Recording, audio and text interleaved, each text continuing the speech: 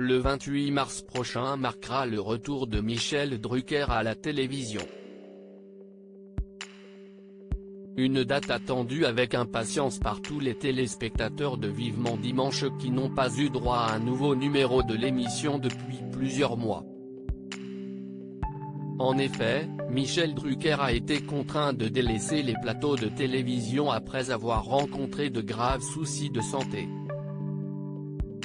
En septembre dernier, l'animateur phare de France 2 qui souffrait d'une endocardite a subi une lourde opération du cœur qui avait duré près de 8 heures.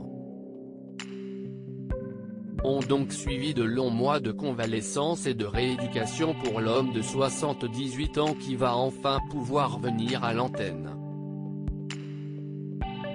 Un comeback qui se prépare activement depuis plusieurs semaines et auquel devraient participer de nombreuses personnalités dont une vingtaine d'humoristes.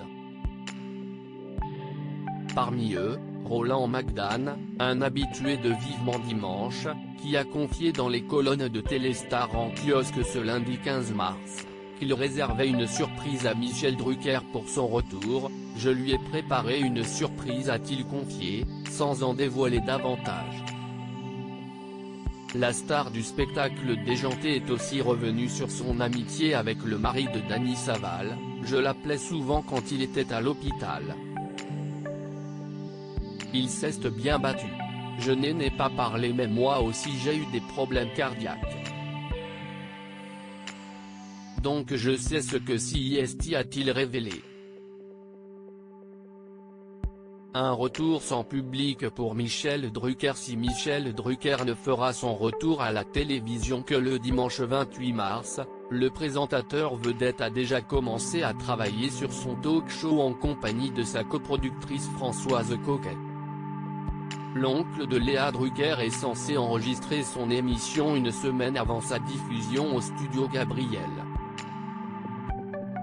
Un tournage qui va avoir lieu sans public, Covid oblige.